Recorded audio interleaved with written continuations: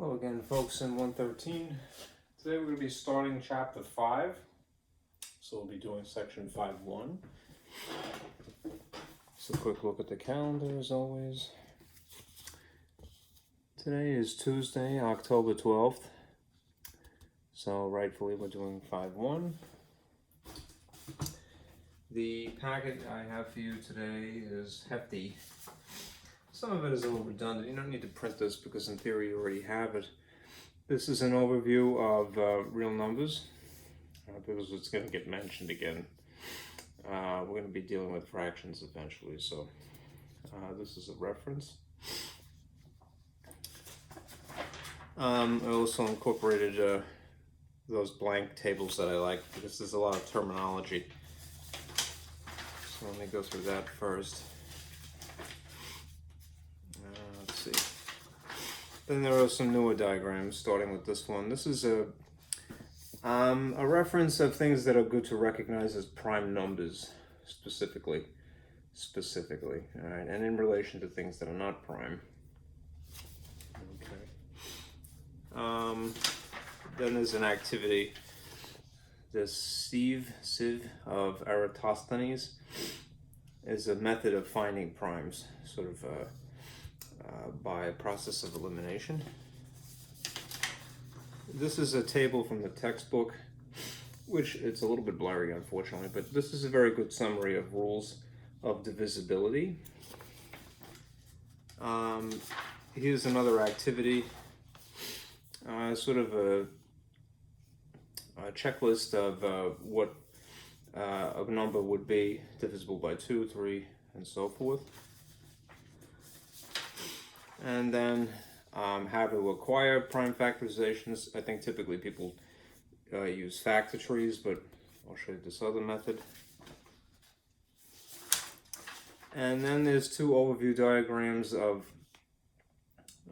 finding GCF and LCM respectively. There's another one. Then another activity. And here's the actual examples I swiped from the book. Okay, so we'll go through this now. Let me start with the overview, and we'll get busy.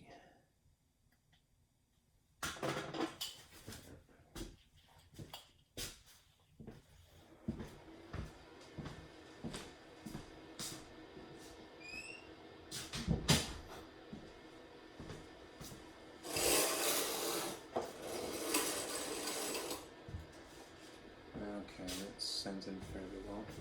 Good. Get rid of this. Okay.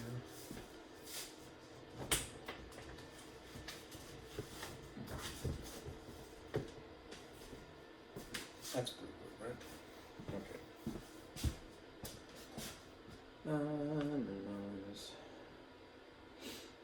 Okay.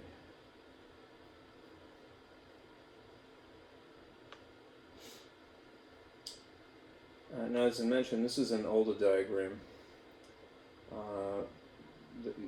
so you might have it already, but it's worth revisiting because this is another. The chapter is referring to real numbers.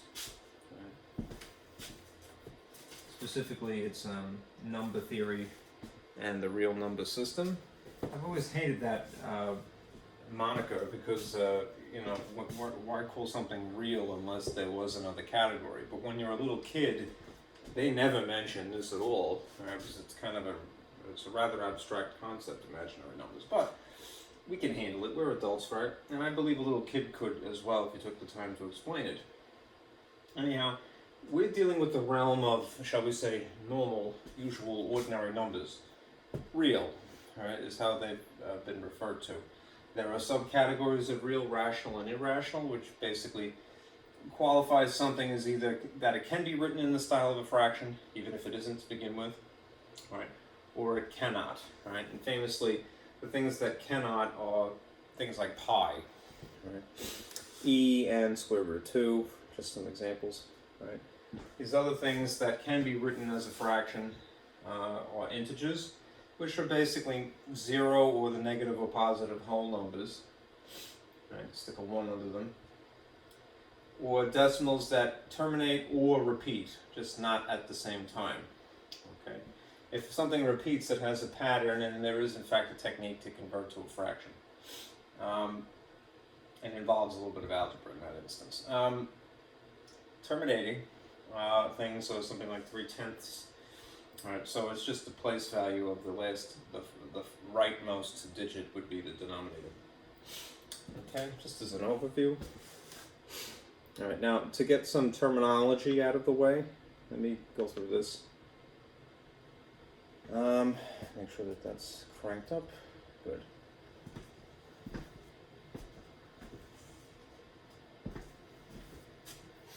A lot of the information, especially the diagrams that I've made, they'll somewhat redundantly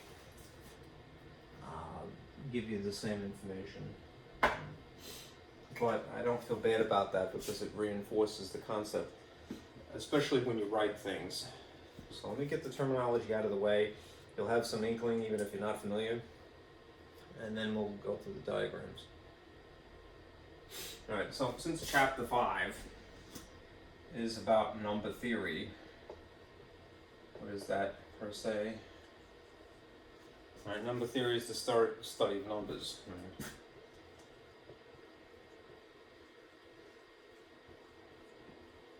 Numbers and their properties.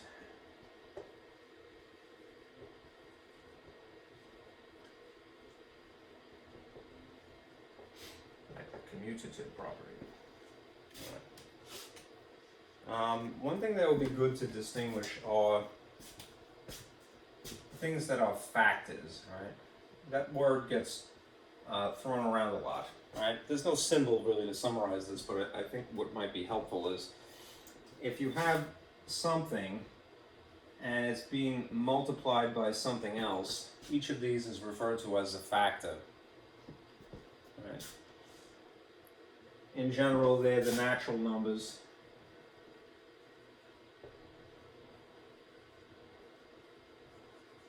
That are multiplied.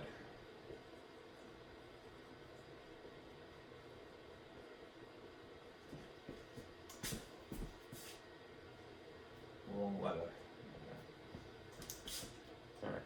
Now, when it comes to something like division, however, these features, the parts, if you will, are not interchangeable, so they are very specific names when we're talking about division, so it's worth mentioning.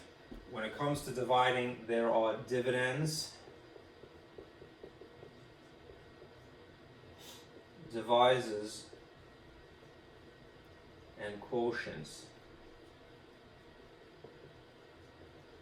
There's specific places in the division problem, if you will. So very quickly, just to sort of summarize, if you had something more or less written horizontally like that, right, two things being divided, right, with the traditional colon and the line, right, it could alternatively be something above something else in the fraction style, the rational style, or something in a little division box like so, right? All right. Dividends are the things that are on the left of the symbol, inside the box, or the top of the line. All right. That is to say, the number left of the symbol, top of the fraction,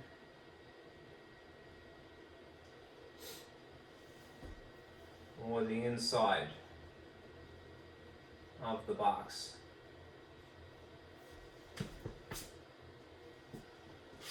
Okay.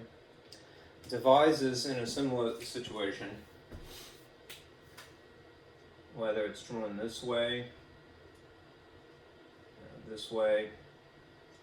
or this way, are things on the right of the symbol, outside the box, or the bottom, pardon me, yeah, the bottom. going to summarize the number on the right, the top, or the outside.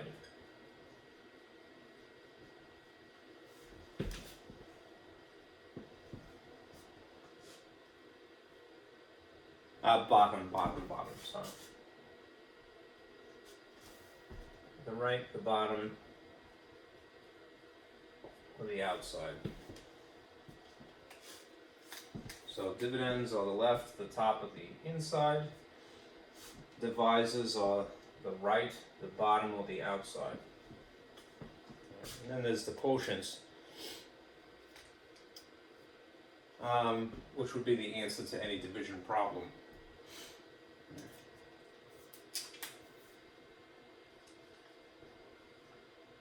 The outcome of division.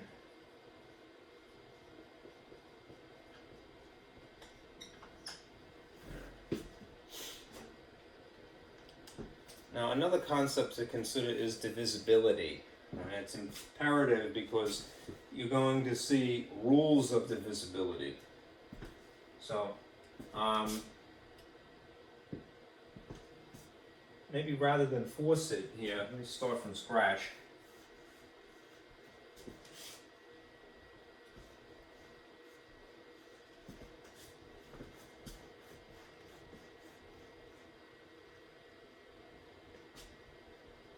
And we'll get this out of the way. This concept, divisibility, that's a lot of I's. And they really don't have to be dotted because they're capital, but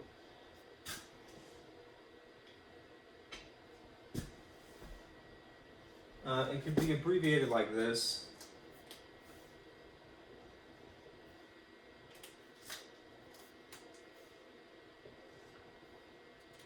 With a straight line.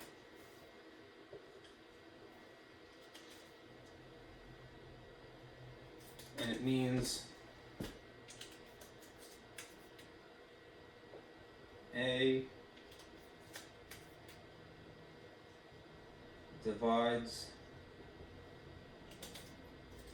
B.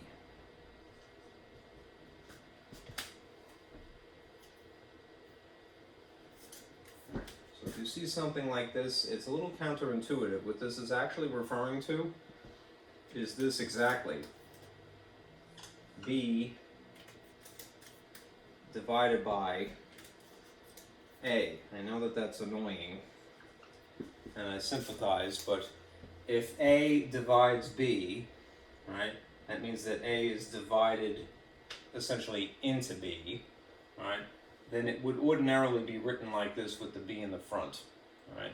This is not to be confused, unfortunately, with this, the alternative, which is the forward slash, like that.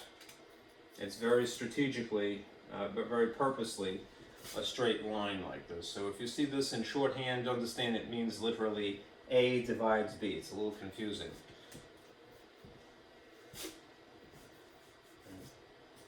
This is the same thing as, again, the B on the inside.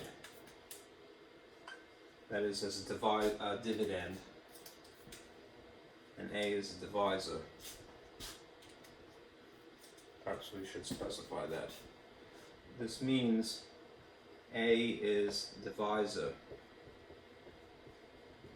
B is dividend. Right. That's inside, top, or left. And divisor is outside, bottom, or right. I don't know if that's visible. That might be a little bit better, right?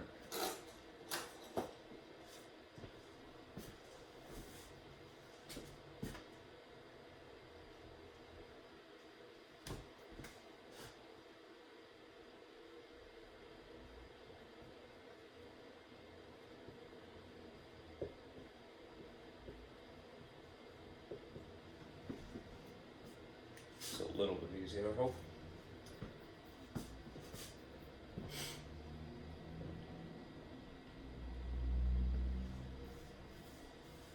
Now here's the ultimate in kind of annoying to add to this. When A divides B, as this implies,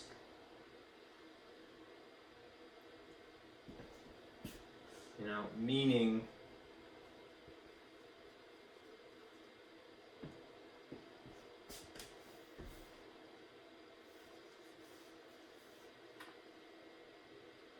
nicely, or i.e. no remainder when you do the division, or you could technically say a remainder of 0.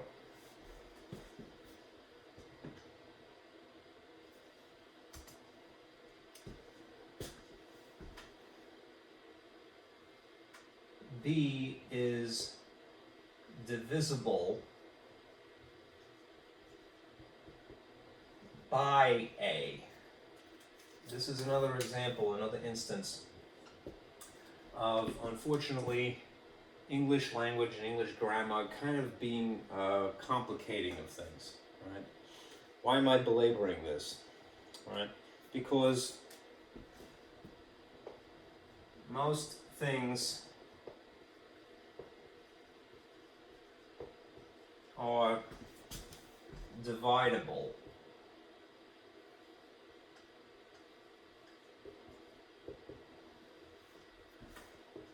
Less are divisible. They're not the same concept, although they're related. Most things are dividable, if that is in fact how you spell the word dividable. Yes, it is. Right. But less things are actually divisible. What does divisible imply? It implies that when you've done division, there's no remainder. We might say it divides nicely. That's my own sort of colloquialism to say something divides nicely. But that's getting at the idea that there isn't trouble, when you're doing it, right? Now, why do I say most things are divisible? Aren't all things divisible? No, there is one exception, right? I'm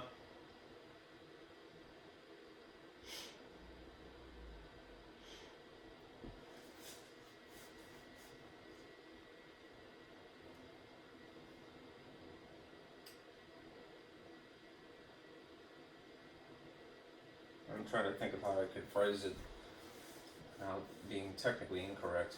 Right. 0 is an interesting idea. Right. You could divide 0 by anything. Well, almost anything. And the answer would be 0. 0 divided by 1 is 0. 0 divided by 0.9 is 0. However, nothing, if you had the situation reversed, regardless of what you have,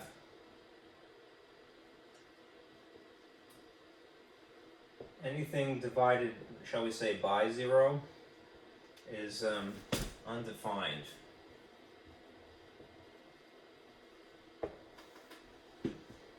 Okay. This is more or less the situation where you have 0 on the left of the colon with the line and some other number, not 0 itself. This is dividing into 0.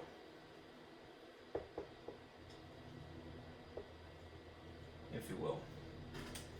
This scenario, where you have 0 on the right side of the colon, this is dividing by 0. They're not the same thing. Division is not commutative. Multiplication is commutative, which is part of the reason why there are no distinct labels for the factors. It's just this is a factor on the right, factor on the left, right? Rather than a dividend and a divisor. Anyhow, this is a lot to swallow, right? So it's worthy of sort of rephrasing, all right? when you see a straight line, and then B, read it as A, because it's written first, divides B. The irony is that it is actually referring to these situations, where the B would be in front of division, or B would be in front of a forward slash, or a B would be on the inside. It's a divisor. If A divides B, that means that A is dividing into B. This situation means A is the divisor and B is the dividend. Right? Okay? So if you're a divisor, you're outside the bottom or the right of the division symbol. Right? If you're a dividend, you're the inside the top of the left. Right? Now, what's the whole point of divisibility? When A divides B, this situation, meaning that A divides nicely, or you could say no remainder, right? We say that B is divisible by A. Right? Like something would be divisible by 2, or something would be divisible by 3. That's that worksheet that I'm alluding to. Right? Anyhow, to distinguish divisibility from dividability, if you will, most things are dividable. Less are actually divisible. Okay? Divisibility is the situation when you have no remainder. All right? Sorry for that. Let me give you a little bit more terminology and then we're good to go.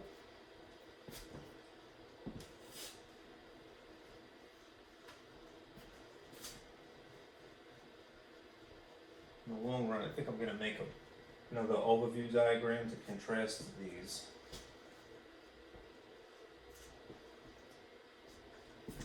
Make a note to myself here.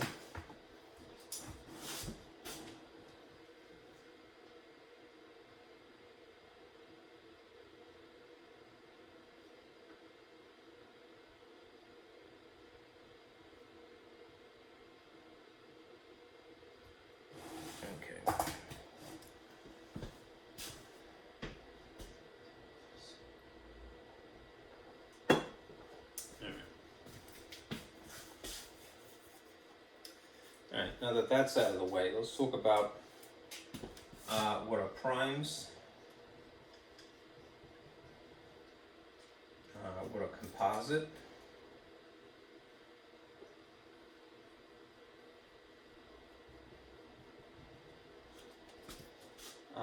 prime factorization,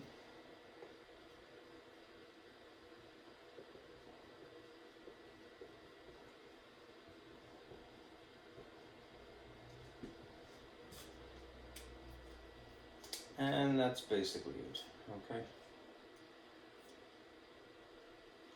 A prime number is a natural number greater than 1, to summarize. Remember, capital N represents natural numbers, and natural numbers are whole numbers above 0. So 1, 2, 3, 4, into infinity. That's a bit faint. Bit green. Okay.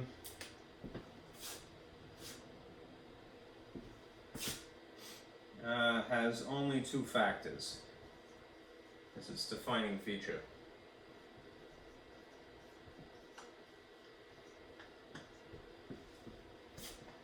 Famously, you probably heard people say this a lot in your life. 1 and itself. That's still faint. I like green, I just never write in it. It's too...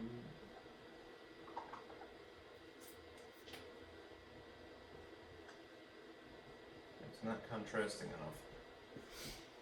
Okay, composite numbers are using the parlance of divisibility. Also natural number.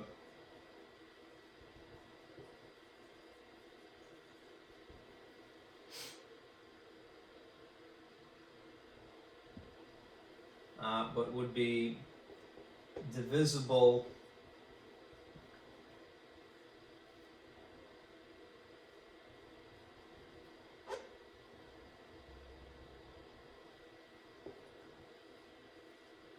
a number other than 1.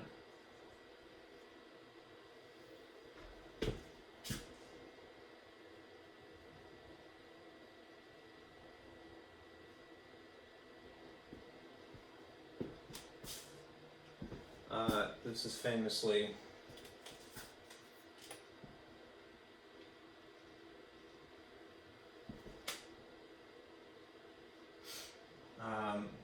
more than 2 factors.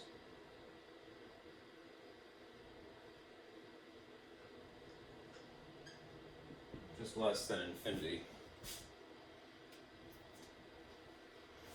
Alright, then there's prime factorizations. Prime factorizations is something where you have a number that is expressed as a train of several factors.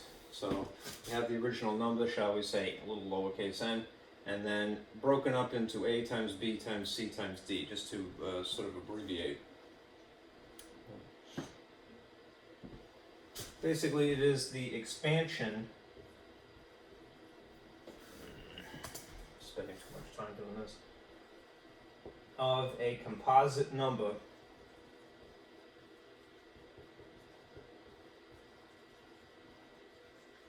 into primes only. Right. Okay, so just to reiterate, what is a prime number? A natural number greater than 1. If it's natural, it's automatically a whole number above 0. So it's only 2 factors, 1 in itself. Composites are also natural numbers, but they're divisible by a number other than 1. So they have more than 2 factors versus only 1, only 2. Wrote that redundantly. And the prime factorization is to take a composite and then write it as an expansion, which is a bunch of things multiplied, factors, of into primes only. Alright? Alright, now, do beware, alright? The whole numbers officially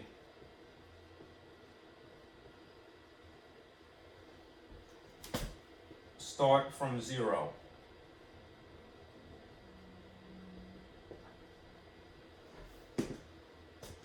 That's different from natural numbers. Natural numbers are whole numbers, but they start from 1. So make that distinction, okay? Then there are the integers. Integers are infinite, and they incorporate the negatives as well. Just for the sake of contrast, what I probably should do is write this in blue.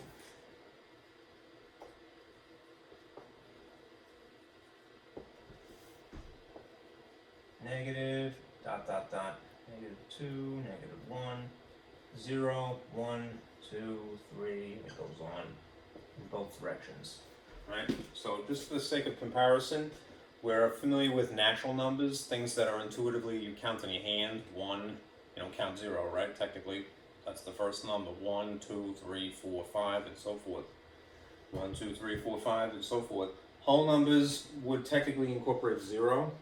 And then if you go the whole 9 yards, more or less, then you have the integers, which would incorporate the negatives as well, that are whole. Alright? Alright, enough of that. Now we can get to the summary. Sorry to put you through that, but there's a lot of little nuance here. I feel lightheaded, actually. Okay. Now, to help reinforce this a little bit, perhaps intuitively, take a look at this overview diagram, which says much of the same information. And you might go, why did you make me write it? You know, because if you write something in whatever language that you speak, you're doing yourself a favor, really, because you're more inclined to remember it. It's more complicated. A thought process when you physically write, so it helps you remember stuff. All right, anyhow, here are interesting numbers, right? We're talking about primes and composites, and that's primarily where our focus would be. So let me just the light just a little bit. Make that work. Not too much glare. Okay. Zoom in on this perhaps. It would be good to know some prime numbers and some composite numbers by heart. That is, memorize these, right? Know that 2, 3, 5, 7, 11, and 13 are primes. You can't memorize all of them because numbers are infinite and therefore there's probably infinite primes. All right? Composites are good to recognize as well. 4, 6, 8, 9, 10, 12. What does it mean in a nutshell? All right? Primes have two factors, one in itself, one in itself, one in itself, one in itself, one in itself, one in itself. All right? These are things that, when you multiply them, make the number. 1 times 2 makes 2, 1 times 3 makes 3. These make the number. Composites are more than two factors, but to be technical, less than infinity. So 1 times 4 would make 4, and 2 times 2, which you only have to account for one time by writing it. 2 times 2 would also make 4. Something like 6 is 1 times 6 would make 6, and 2 times 3 would make 6. Right? They're finite, though. Right? So, in the long run, good strategy, memorize these. Know that 2, 3, 5, 7, 11, 13 are prime.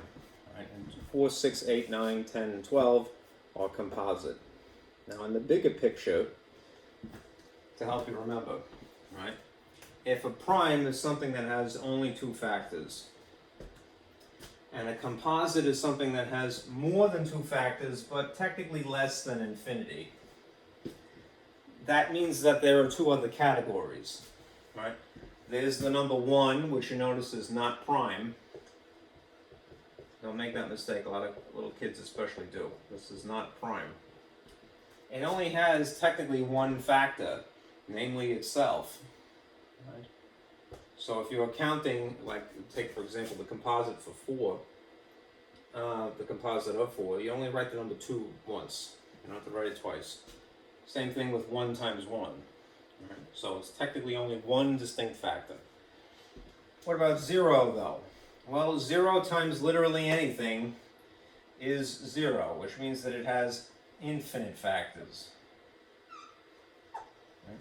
So you can have infinite factors, you can have only 1, you can have exactly 2, you can have more than 2 but less than infinity.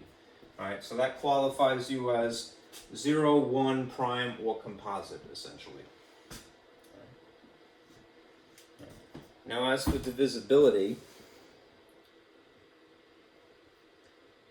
because that's going to be important too, there's this chart, right, which is swiped from your textbook. Let me do an example with you, because I think it's kind of interesting.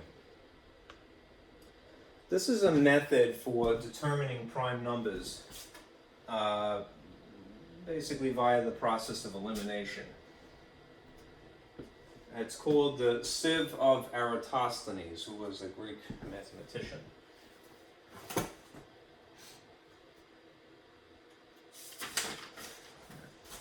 And this is the process.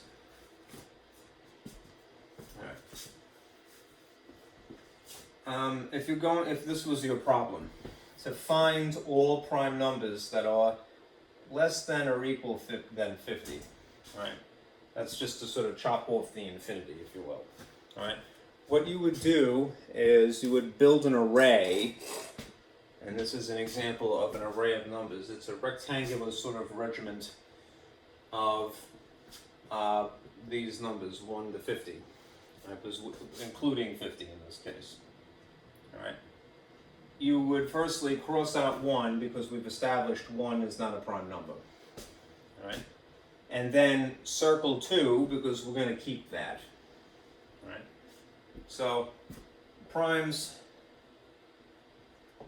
let's see, less than or equal to 50. We already have 2 as the first example. If by definition composites have more than 2 factors, right?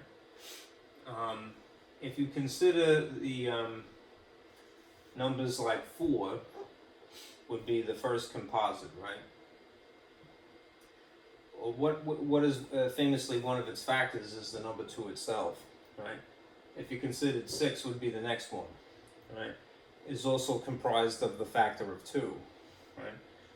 You can basically cross out all multiples of 2 immediately, right? Because they can't be prime because they're going to have 2 in addition to 1 in itself. So count by 2's. 4, 6, 8, 10, 12, 14, 16, 18, 20, 22, 24, 26, 28, 30, 32, 34, 36, 38, 40, 42, 44, 46, 48, 50. Right? And circle 3. This 3 would be the next prime. It should technically be a comma here, right? And then cross out all multiples of 3 and continue in this fashion, right? 3 is a prime, but anything that is a multiple of 3 would technically be composite. So let's cross out all multiples of 3 now. Right? 6 is already gone, but 9 isn't, so I'll cross out 9 now. Right? 12 was already gone, but 15 isn't. 18 already gone, but 21 isn't. 27, 30 already accounted for. 33, 36, 39, 42, 45 would be next, and that should be it up to 50. All right, because 48 is already gone. All right. You've already crossed out 4, so we don't have to worry about that. Well, let's see. Next number is 5. 5 is a prime, so we're going to definitely keep that.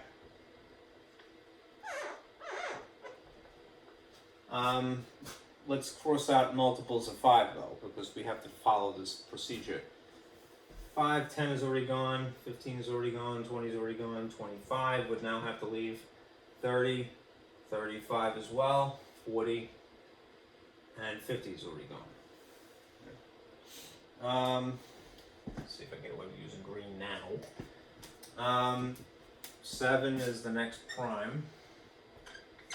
It's a bit faint. So many greens. But let's cross out multiples of 7. 7, 14, 21, 28. Let's see, 35. And 42, but 49, that would have to go. Okay. Now you might wonder, well, how do you know when to stop? Officially, you stop when the prime number that you're considering, that squared, if that exceeds the limit that you're looking at, then you know that you've gone too far. Right? So if the prime number squared is greater than, in this case, 50, stop. We just did the prime number of 7 squared, right? The prime of 7, but if you consider that squared, what would that be? That would be 49. 49 is less than 50, so we would continue, right? If you try 8, 8 is not a prime number. The next prime would be 11, so we must incorporate that. But 11 squared would be 121, and that is by far exceeding the limit of 50. So we're not going to do multiples of 11 really, right? We're just going to circle any leftovers, right? 11 is a prime, 13 is a prime, 17 is a prime, 19 is a prime, 23,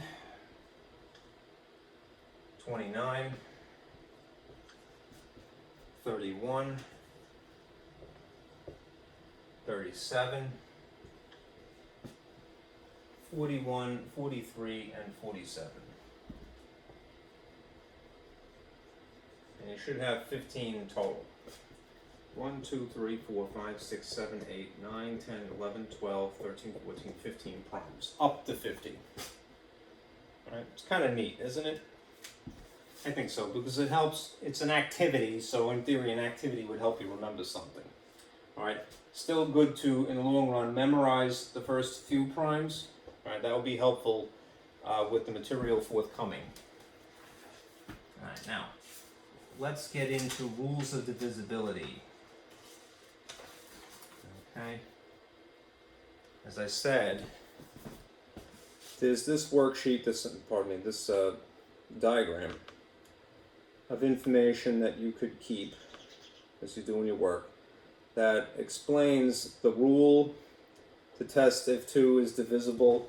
A number is, rather, to say that a number is divisible by 2, divisible by 3, by 4, and so forth. But, right, let me give you an activity to help reinforce the concept. Right? And it's the same information, it's just maybe phrased a little differently, and perhaps in a different order.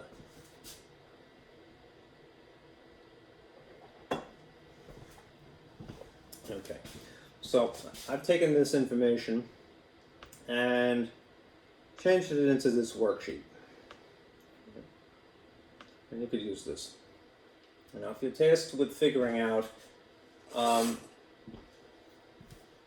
what numbers is 963,888 divisible by, right?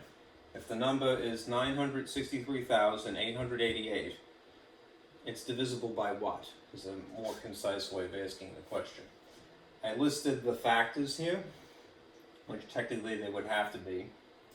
2 times something would make that, 3 times something would make that. And a sort of more concise phrasing of the rule, right? I did put it in a peculiar order. I did that because it's sort of the way that I do it personally. You don't have to do it out of order. That is, you don't have to do it out of numerical order. But I find this to be practical, 2, 3, 6, and so forth. So, let's go through this, all right?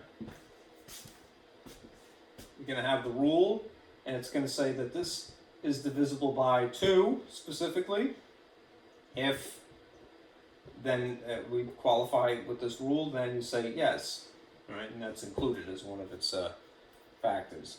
All right, you could I put a little blank area for scratch work, and this is just a checkbox here and here. All right, if the number that is in red specifically is also an even, which means that it ends in 0, 2, 4, 6, or 8, it would have to be, then yes, it is divisible by 2. So if you examine the number 963,888, just sort of look over at the last digit here. It's an even, right? So if it is even, the original number, then yes, it is divisible by 2. This one is a slightly trickier rule. If the sum of the digits divides nicely by 3, meaning is divisible by 3, i.e. without a remainder, right? Then yes, right? This number is divisible by 3. Now in that case, imagine you took this number, 963,888, and added all of the digits to make a sum, right? 9 plus 6 is 15, 15 plus 3 is 18, 18 plus 8 is 26, 26 plus 8 is 34, 34 plus 8 is 42, right? This would end up being 42, and if you like, you could actually do it again.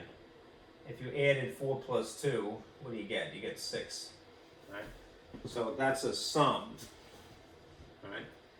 Can you divide, essentially, 6 by the number 3 nicely, for lack of a better phrase? Right?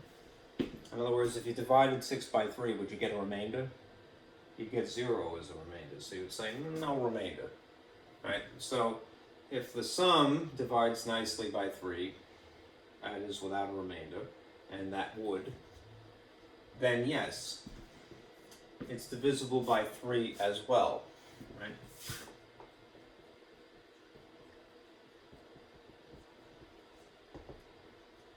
We have 2 and 3 so far. Right.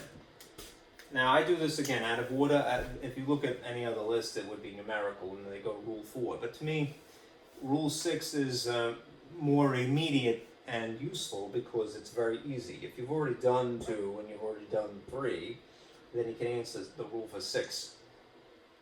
If divisible by both 2 and 3, then yes, right? It's divisible by 6 as well. Right. Both.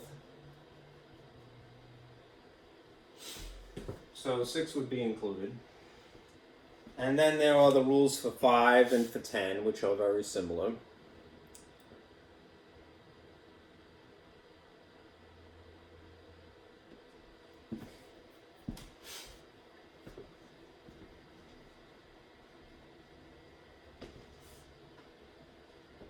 Does the number 963,888 end in a 0 or a 5?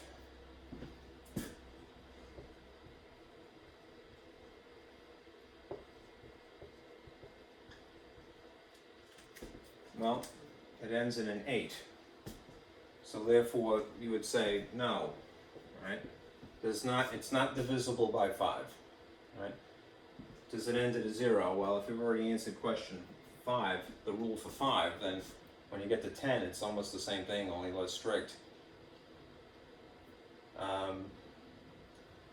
So it ends in 0? No, it ends in an 8 still. So neither of those is 963,888 divisible by, right? Then there's 9. I put these in the order that I did because if you've already applied the rule for 3, then you could take some of the same information and apply it for 9 because it's a similar rule. If the sum of the digits again, which we've already established is 42 technically, which is really 6, all right? Let's just stick with 42. Divides nicely by 9, that is to say that it is without a remainder, then yeah, it would be divisible by 9. But what would happen if you divided this by 9? Right, 42 would be 4, which would be 36. And the difference would be what? 6 ninths, which is the same as 4 2/3. So if you like it, you could write it this way. 4 is 36, and the difference is 6 ninths. 6 ninths is really 2/3, right? So anyhow, if you didn't do it in fraction style, as I have done it here, and you instead wrote it as a remainder, you'd have this problem. 4, you'd have remainder 6, right? So you would say nope to that as well.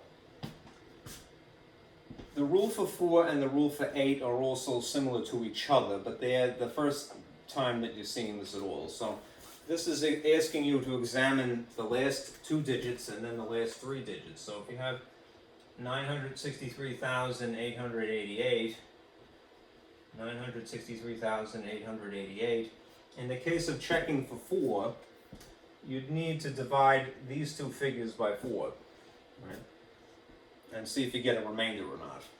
In the case of 88, you'd have to divide these 3 digits by 8, right? 4 goes into 8 twice, and 4 goes into 8 twice, so you would have remainder 0, no remainder, right? Which means, yeah, 4 would also be a number that it's divisible by. 888 would produce 111, so the remainder again would be 0, so you'd say, yeah, right? 8 is also a number that it's divisible by.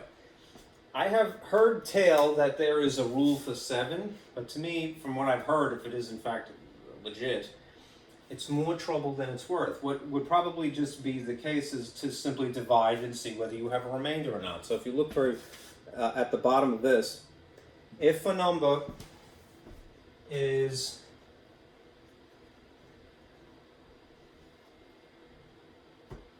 truly divisible by 7, that means that it divides by 7 nicely. That is, it divides without a remainder. You could say remainder 0. All right, so unfortunately, you kind of get stuck taking the number 963,888 and via brute force divide by 7. 7 goes into 9 one time with 2 left over. 7 goes into 26 3 times with 5 left over. 7 goes into 53 7 times with 4 left over. 7 goes into 48 6 times with, let's see, 6 left over. 7 goes into 68 9 times with 5 left over. 7 goes into 58 8 times with 2 left over. So you'd have a remainder of 2.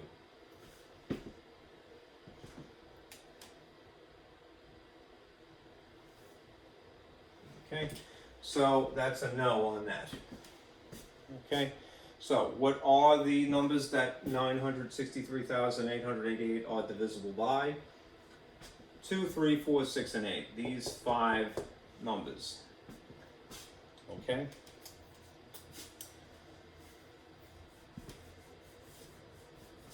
Two, 3, 4, 6, and 8, if you put them in order. Okay. All right. Moving on.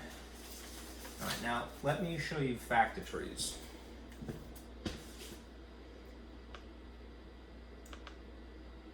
And prime factorization. You'll see why all of this is important momentarily, but let me back that off. This is an overview of how to acquire the prime factorization, which remember is to take a composite number and express it as a train of just the prime numbers, so just 2s and 3s and 5s and 7s in theory. When you could apply probably what people do intuitively, I think, which is to make factor trees. All right. Remember, don't use 1 because it's not prime, but whatever number you're given, right, you want to attempt to break it down, right, like so. So the model that you see here can be borrowed. All right. It's something like a tree here, and then the very bottom rung should all be prime numbers. And that would be the prime factorization at the very bottom, right? As an alternative, which really is doing the same thing if you're very strategic, is I can't think of any other way but to call it literally what it looks like. Upside down division by primes. Right? I'm saying upside down because I live in the United States and we normally write our division boxes like this, right? So a number here, dividend divisor. What you're going to do strategically is you're going to write it like that instead. So from the perspective of an American that lives in the East Coast, all right, that's upside down, but it's fine. All right. Anyhow, there are prerequisite skills that you really have to have mastered in order to engage in this, and it's very useful once you get it down pat. Again, you need to know your prime numbers, at least up to maybe 13. You need to know the rules of divisibility fairly well. Like the rule for 2 is whether the number's even. The rule for 3 involves the sum of the digits. The rule for 6 is that 2 and 3 work. You know, rule for 5 is it ends in a 0 or 5. Rule for 10 is it ends in a 0 and so forth. Know them well, all right? Or at least have the reference on hand. And lastly, you need to know how to do short division really. All right? It's really the same thought process without really being conscious of it. But here is what you would do. You would start with the lowest prime number that is actually divisible. That's why you need to know rules of divisibility. That's not going to have a remainder. You don't want remainders, right? Then you're going to use that same prime as your divisor until it no longer works. That is, it's no longer divisible. All right, the situation, the number is not divisible by what you're using. 3, you're going to stop when the quotient is also prime because you're looking for prime factorizations. Right? Now again, factor trees, it's fine if you want to go that route, right? But be open to the possibilities. Here's the model for that. Right?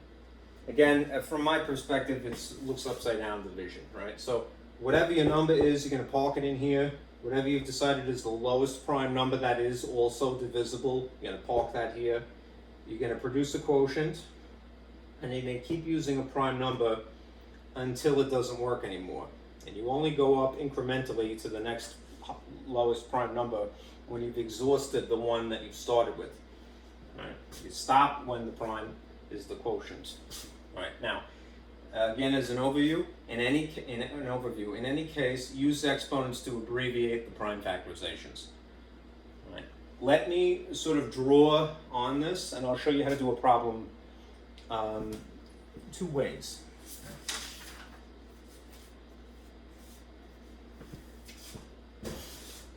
Right. If you took the number 220, that's our original number, you might write it here. I hope that's visible.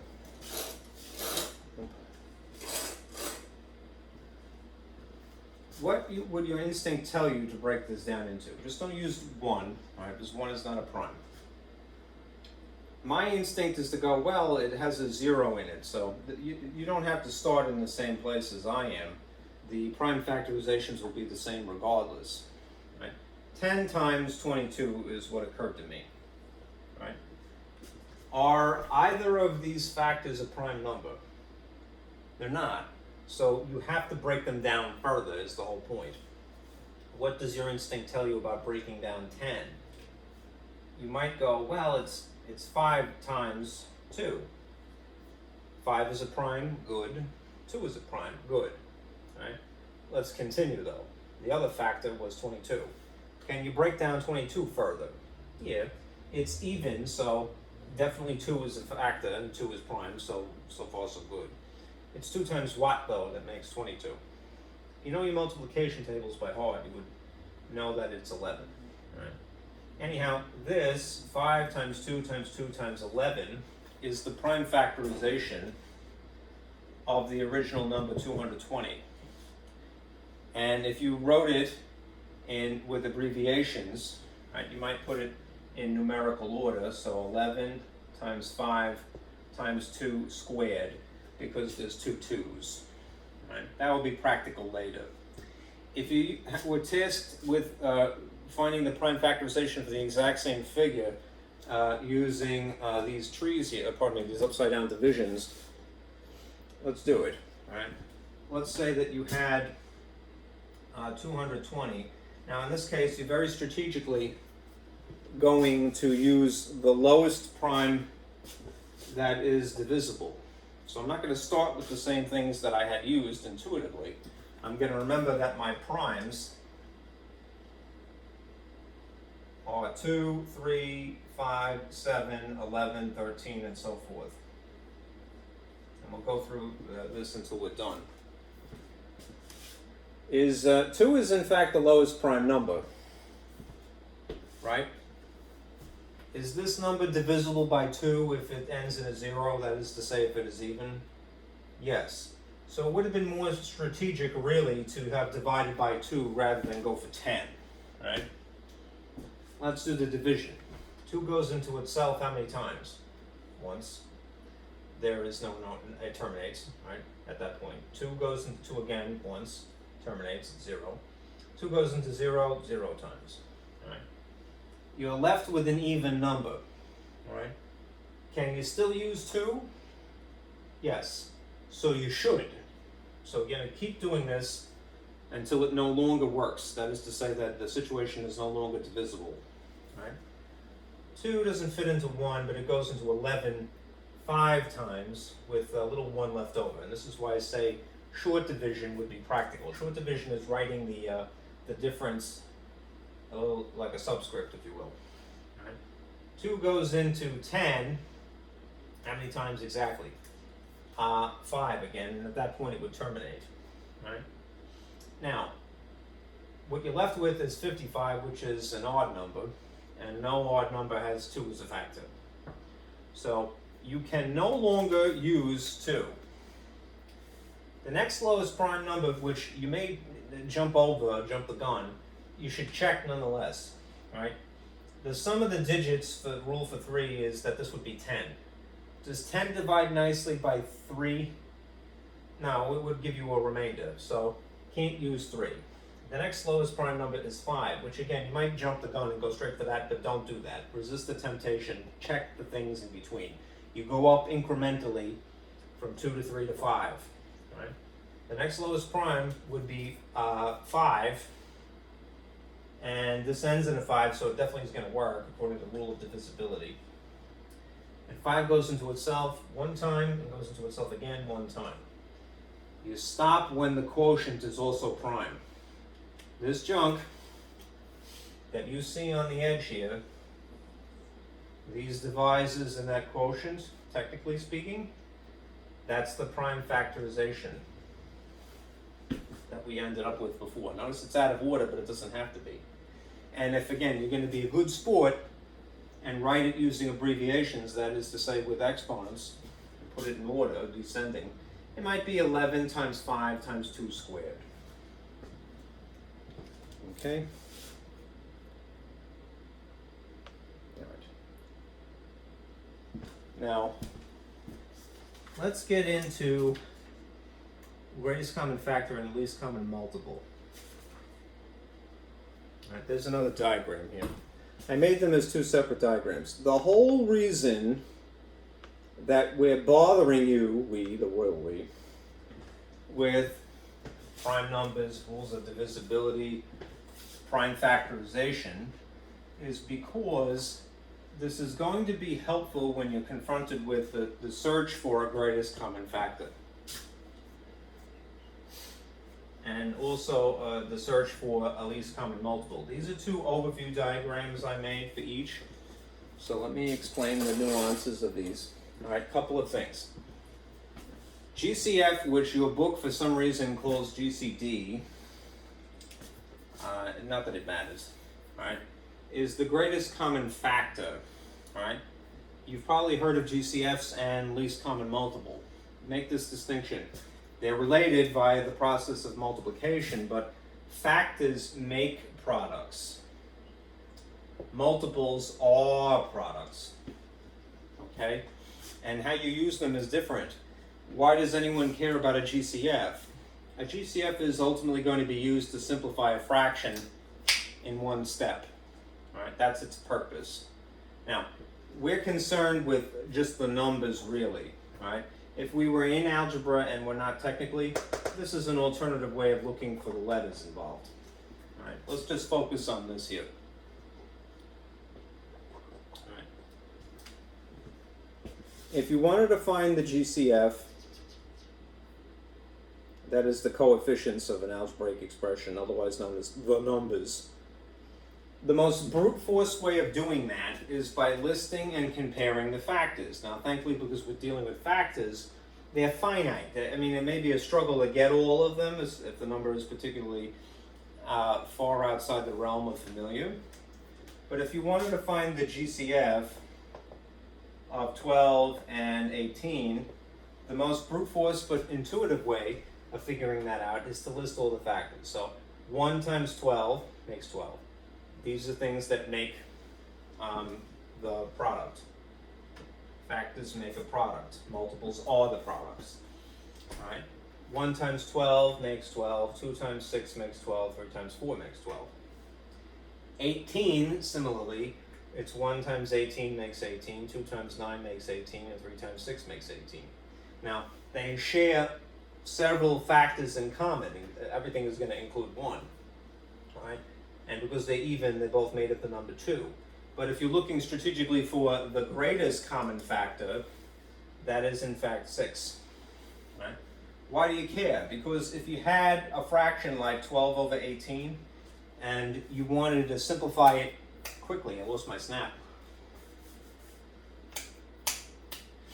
Then if you divide by the GCF, which would be identified as a 6, and it must be consistent, whatever you do to the bottom, do to the top, then you would get to the answer simplified in one step. 12 divided by 6 is 2, 18 divided by 6 is 3. 2/3 is simplified. GCFs are, for the practical reason, used to simplify fractions. That's why you care, right?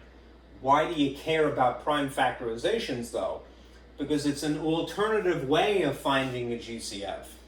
All right? Prime factorization abbreviations, like I mentioned earlier. If we employed factor trees, 12, you might break down 12 into 3 and 4. Right? 3 is prime, but 4 isn't. So you could break down 4 into 2 times 2. That abbreviated would be 3 to the first times, I used a dot for multiplication, 2 2's is 2 squared. If you made factor trees of 18, you might have went with 2 times 9. 2 is prime, so you're going to keep that, but 9, you would break it down into 3 and 3.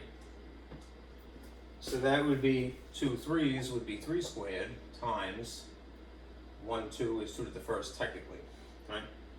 What you would have to do as a strategy to use prime factorization to get the same answer of 6 via listing is to take the lowest power of each matching prime number. So if you've established the prime factorization of 12 is 3 times 2 squared, and the prime factorization of 18 is 3 squared times 2, what is the lowest match? They have to match in the case of GCFs. All right? They both have a 3, but the lower power would be 3 to the first. Right?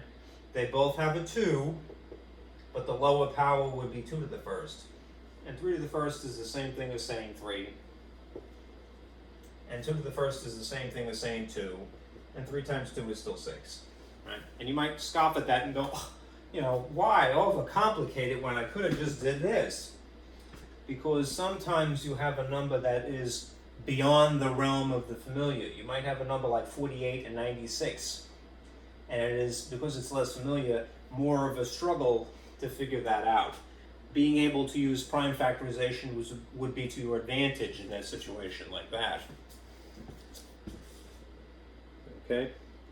Now, just for argument's sake, look over here at the left here, pardon me, the right side. When you're in algebra, and you don't really have to worry about this now because it's outside the scope of the class, really, right? This much, right? You have letters to deal with. So let's just say hypothetically you wanted to find the GCF of x cubed and x squared, that is x to the third and x to the second. Right? If you wrote them out as expansions, x cubed would be x times x, and x squared would be x times x. You're doing the same thing. When you have these abbreviations. The lowest power of the matching prime, or in this case it's the lowest power of each matching letter. Right? The letters have to match for GCFs. All right? You could see that the overlap here is that, and it would again be the lowest power of the matching letter x. That's how much they have in common. Notice the number of pairs in common is 2. Right. Save that. Right. You're more concerned with numbers. Now, for the sake of contrast, look at these LCMs. All right, they're similar, right? But they have a different purpose, and how you go about finding them is a little tricky. It's a little different. All right, now remember, factors, GCFs, make products. All right, multiples are products. They're not the same thing. All right, so for the sake of comparison, all right, here's 12 again. The factors of 12 are 1, 2, 3, 4, 6, and 12. These are all factors. Right?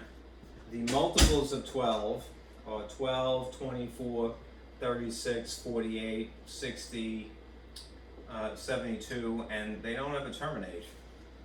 These are multiples. Okay? Multiples are a pain in the neck because they're infinite, right? Hence the ellipses, right?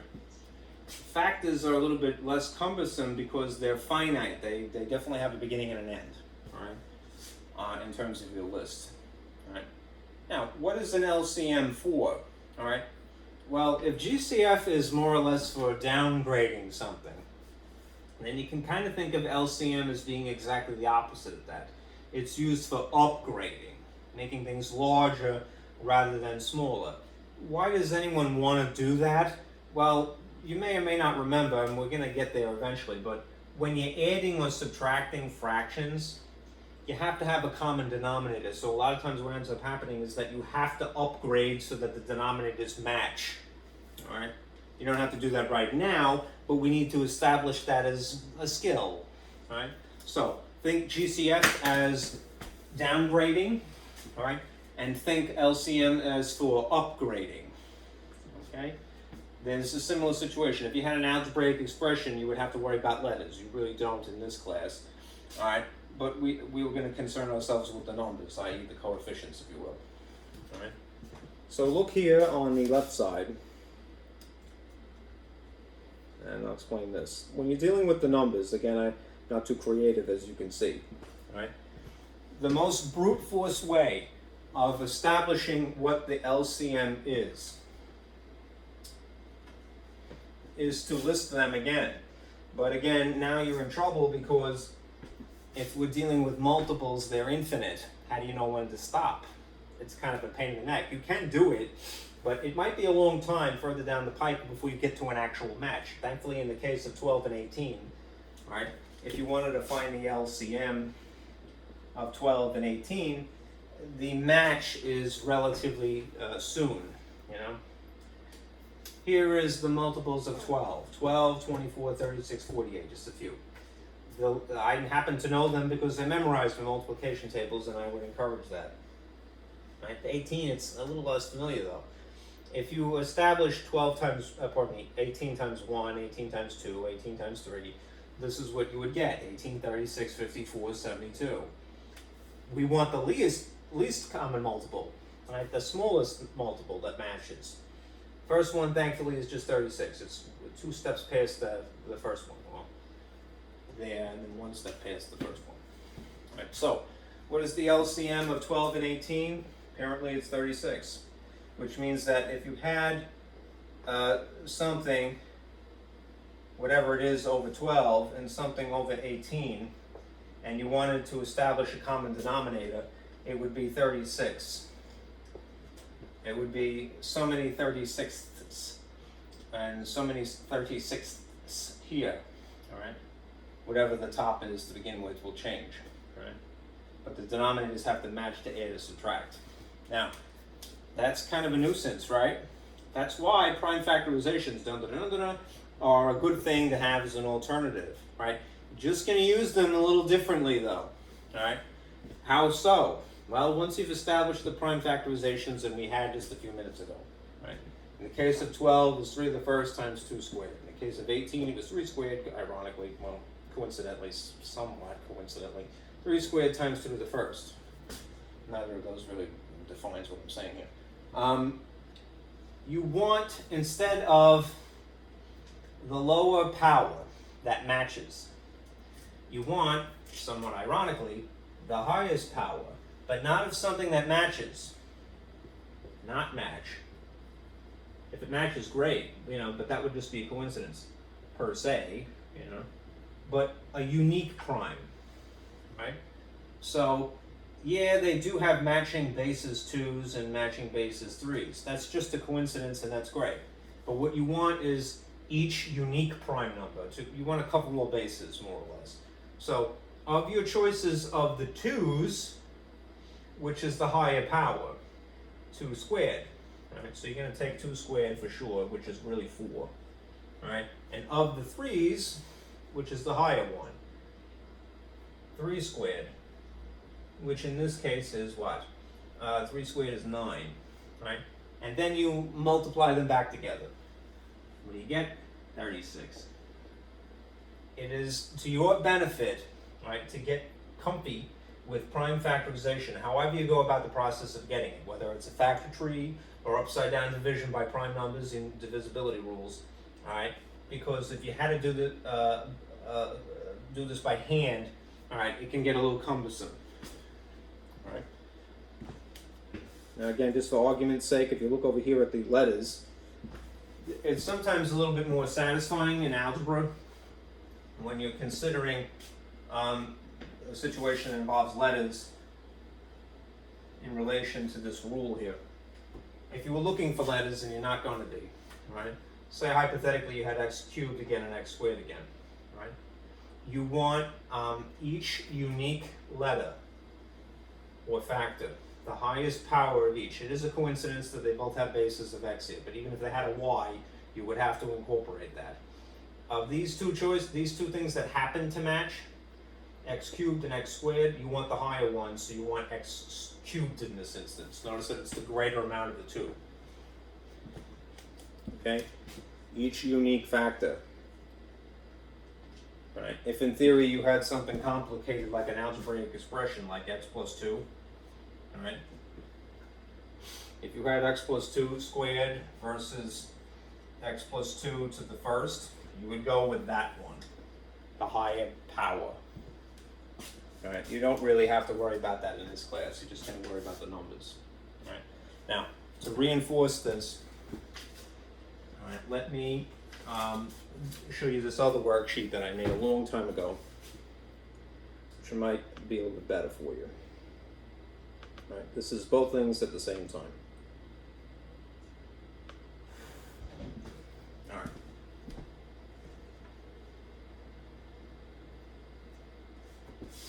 Water would be good.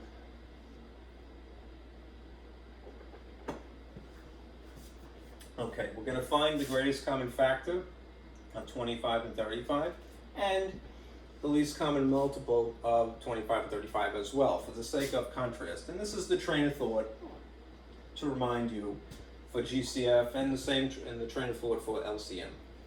Okay, I'm going to go with factor trees, because I think that's probably more intuitive right now. Right.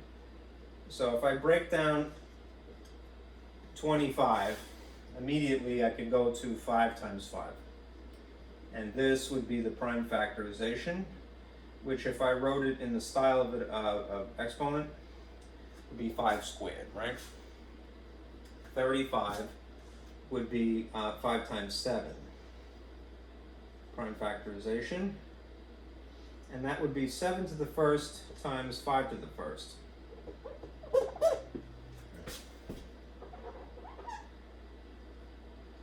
Okay, now, we're at this stage in the train of thought here. You're going to select the lowest power of each base that is in common. Alright? So they have 7 in common. It is a part of the prime factorization here. It's a prime base. But you're not even going to consider 7 in the case of GCF because it doesn't match. Alright? Doesn't match. Not a match. Right. Of the things that do match in the case of GCF, you're going to go with the lower power. So if you're going to compare this and this, which is the lower power? 5 to the first, which means that the GCF is just 5. Right. So if you had a fraction with a denominator of 25 and a fraction with a denominator of 35, you could have divided either of those by 5. If you had something like this, 25 over 35, you'll get to the simplified result in one shot rather than multiple steps. 25 divided by 5 would be 5, 35 divided by 5 would be 7. 5/7 would be the lowest form of 25 over 35, in theory. Alright, now, over here, alright, if you're looking for LCM, again, the rule is going to change once you've gotten the abbreviations, if you will. So, let's say that you did it upside down division here, right? 25, you don't have to do this, but just for, difference, a little twist things up here. Remember your primes, 2, 3, 5, 7. When you're trying to decide what you're going to divide by, right, you want the lowest prime number that is divisible. You check 2 first. If it doesn't work, you move on to 3. You check 3. If it doesn't work, you move on to 5. It's going to be 5, but let's just go through the gamut here. All right. 2 doesn't work because it's not divisible. All right. This is not an even, it's an odd. So you could eliminate that as a possibility. The sum of the digits would be 7, which wouldn't divide nicely by 3, so you can't use 3. It ends in a 5 here, so we're going to go with 5. The exact same situation would happen here as well. Right? 5 goes into 25 exactly 5 times, and you stop when you've got a prime quotient. So that's the prime factorization, which again is 5 squared. All right. 5 goes into 35 exactly 7 times, and you'd stop when you hit a prime as a quotient. So this jelly bean is the prime factorization here. So this is 7 to the first again and 5 squared. 5 to the first. All right. Now, here's how this is distinct thought process from GCF. When you're looking at GCFs again, you want the lowest power of things that match. 7 wouldn't be a match, so you would eliminate it. And you just compare this, and that's ultimately why you choose 5 to the first, the lower power. When you're looking at LCM, you somewhat ironically want the highest power, but you want it of each base. You don't care if it matches or not. You are less concerned with matching. If they match, great, but if they don't, so what? You want each unique base. So, let's start with the match. Of the things that do match, you have the choice of 5 squared and 5 to the first. Which is the higher power? This one, not that one. So you want 5 squared for sure. Then, there's also 7. Granted, doesn't match, but in the case of LCM, you don't care. You just want to cover all bases. There's nothing to compare it to. You nonetheless need to incorporate this as part of your answer. So we're going to use 7 to the first. Right? Now, if you want the satisfying result rather than the abbreviated result here, what is 5 squared? This is really 25. What's 7 to the first? It's really 7. Now think about money. If you had 7 quarters, how many pennies would that be? It would be $1.75, right? Because 8 would be exactly 200. All right, so yeah, 175, right? If you had to sit here and count by 25s, think of the alternative. If you had to sit here and list by brute force to figure out what the LCM would be, it would be cumbersome, right? So let's count by 25s because just for the fact that that is easier, right? It would be 25, 50, 75, 100, 125, 150, 175, and you really wouldn't know when to stop, right? If you're just doing it that way, right? 25s are easy to count by because we're familiar with American money here, quarters. That's 1 quarter, 2 quarters, 3 quarters, 4 quarters, and so forth. If you've ever gone and done laundry at the laundromat, I bet you know. All right, counting by 35s, not impossible, but it's less familiar, so you might stumble. 35 times 1 is 35. 35 times 2 would be 70. 35 times 3 would be 105. I'm just going to add them at this point. Times 4 would be 140. And then times 1, 2, 3, 4, 5 would be 175. So not too horrible, but as you can see, it'd be a little bit further down the pike than we would like before you get to the least common multiple. Thankfully, you want the least common multiple and not the greatest common multiple because that's impossible. All right. All right. So you see there are similarities, namely the prime factorizations, but how you take from them differs depending upon whether you want a GCF or you want an LCM. Right? And again, why does anyone care about LCM and GCF? For fractions, the process is forthcoming. All right. All right, now the last thing I'll do with you is just some examples.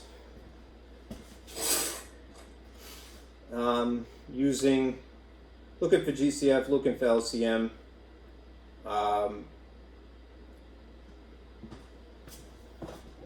With upside down division by primes, because it's less familiar, right? Take that away. There's a little too much of a glare there. Is that from my thing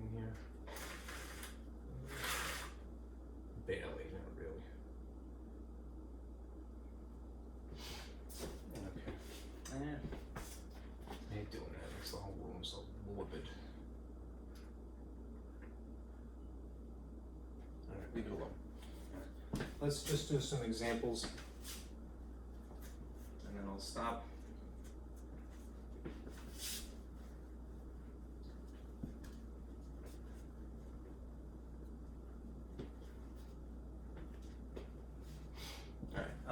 Let's say that you had to find,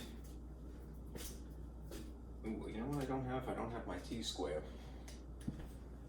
which is not imperative, but I like it, so humor me.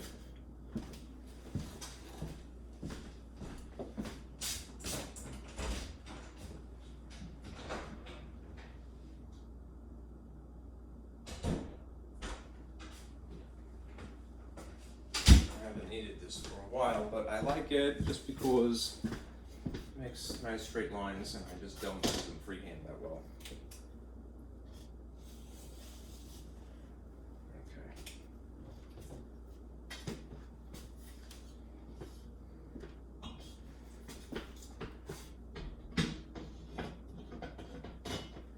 All right, we're going to find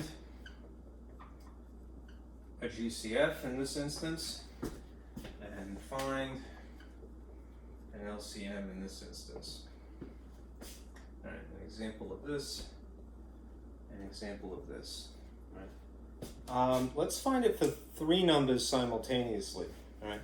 You could use factor trees, but I'm going to try to do this via the alternative, upside down division by primes and rules of divisibility, just because it might be to your advantage when you're doing all 3 of them. All right.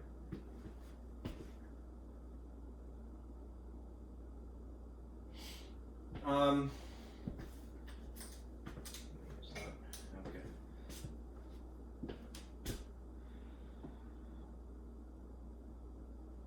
I would do these separately.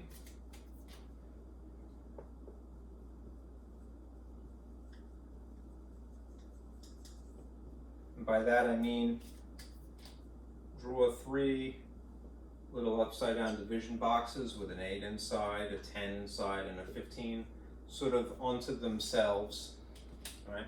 And remember your primes, 2, 3, 5, 7. Hopefully you don't need nothing beyond that, but we'll see. A thought cloud here. All right. We're going to go with the lowest prime that 8 is divisible by, right? That would be 2 because it's an even, right? 2 goes into 8 how many times? 4 times. And you continue until you've hit a prime. 4 is not prime, keep dividing. Can you still use 2? Yes, because it's still even, so I'm going to continue until I've exhausted 2. 2 goes into 4 exactly twice. Is 2 a quotient of prime? Yep. This is the prime factorization of 8. Right. Let's try this one. Again, start with the lowest prime, which in the case of 10 would be 2. That works, right? And you would get 5. Right? Is 5 a prime number? It is. So though I messed up here.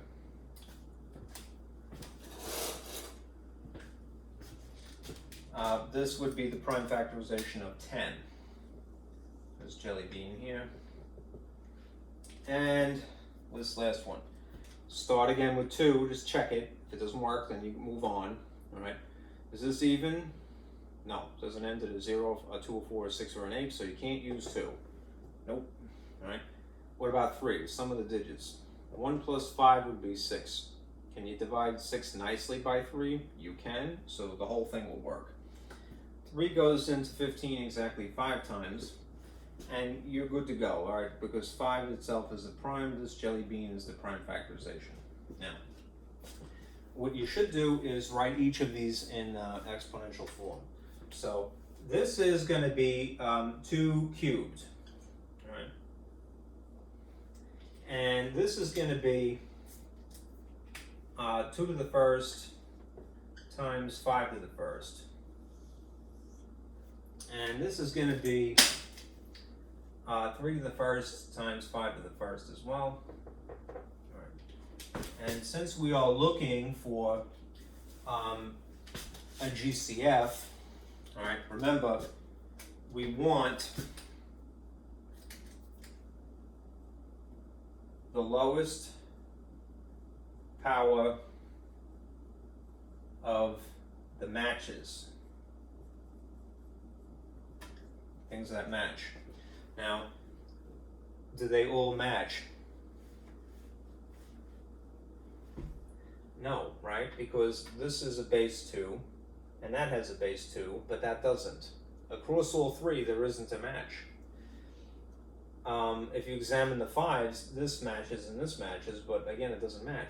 So when that happens, when you can't get a match with the prime factorizations, what does that mean? It means that the GCF is equal to 1. Right?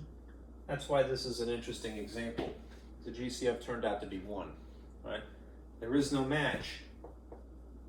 There aren't matches across all three.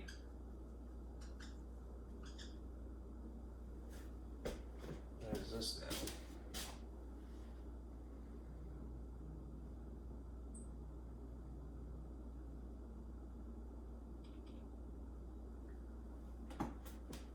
Okay, it's my system. All right. Now, we've already gone through the trouble of figuring out the prime factorizations, right, for GCF. But I want to show you what you could get away with doing when you're looking for LCM. All right, let's say that you were looking for the least common multiple of the same 3 figures, right? In this case, right, you can combine. So in other words, what you would have is a situation like this. You don't have to do it this way, but I'm going to draw one big upside down division box. You're going to stick 8, 10, and 15 somewhat separately from one another. What you're going to need to do is use first lowest prime that is divisible at all, right? Doesn't matter. It would be great if it worked with all 3 of them, but you don't have to worry about it. So, what is the lowest prime number? 2. Does 2 work with any of these? It does, right? So you could use a 2 here, right? 2 goes into 8 how many times? 4 times, right? 2 goes into 10 how many times? 5 times. Does 2 go into 15? It doesn't, right? So you've used these 2, but you gotta drag this one down for the ride, right? And you're gonna stop, in a case like this, you're gonna stop when the quotients are all 1.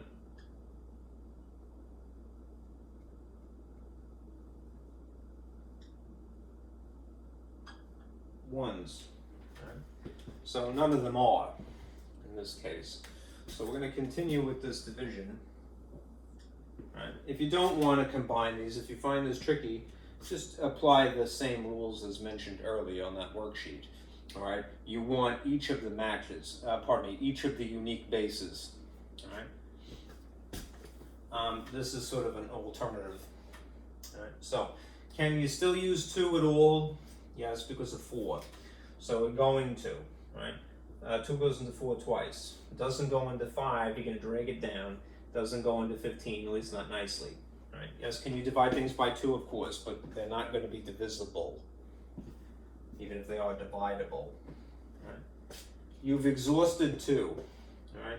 Well, not technically, if I'm going to go all the way to 1, so try that. As long as this isn't a 1 yet, you can keep using 2. Now it's a 1. All right?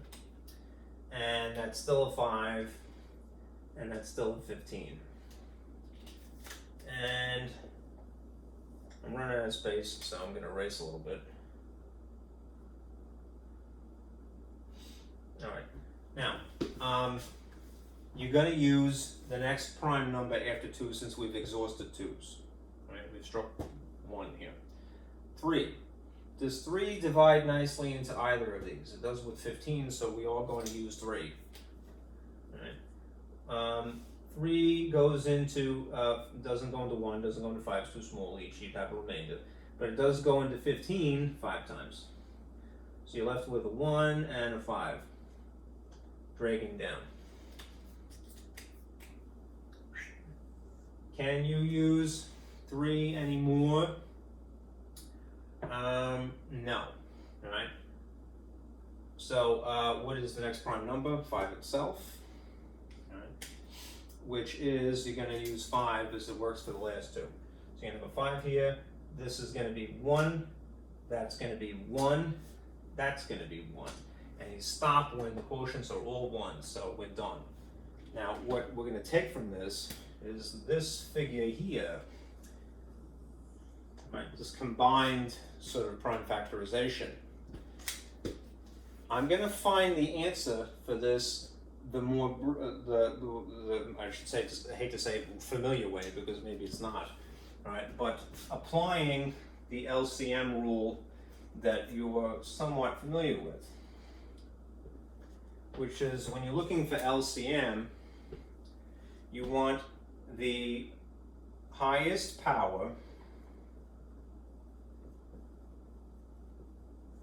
of each unique base. You don't care if they match or not. If they do, swell. Right? So, of the 2s, right, which one are you going to take? That one, the higher one, not this one, which would be 2 cubed. Save that. Of the 3s, and there's only one example of a 3 here, you're going to take this, which is 3 to the first. All right? And of the 5s, they're exactly the same, so it really doesn't matter which you use, just not both. So I'll take that one. And now look what you have. 2 cubed times 3 to the first times 5 to the first. If you did it this way, you'd get exactly the same thing, just not written exponentially. Anyhow, if you multiply all of this stuff together, what do you get? All right? You get 8 times 3 times 5. Right? 8 times 3 is 24. 24 times 5 is what? 120. 2 times 2 times 2 is 8 again. Let's just say you did 8 times 5 to skip it because it's commutative. You can do it in any order you like. That would be 40. 40 times 3 would be 120. The LCM of these 3 things is 120.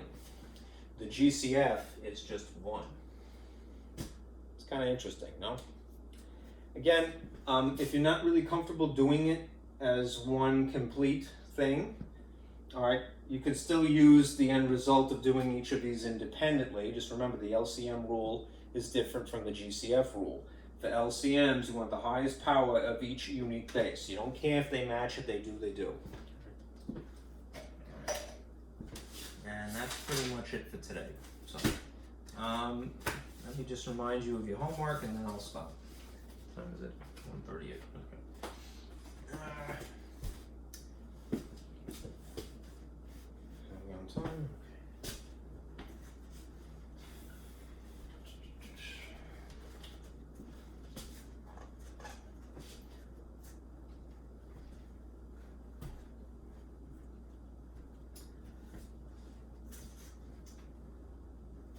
For homework, if you're following along in my lab, right, do section 5.1 in my lab, right, and then you're right where you're supposed to be. I gotta check, there might be a prerequisite, I believe there is. The prerequisite for number theory as well.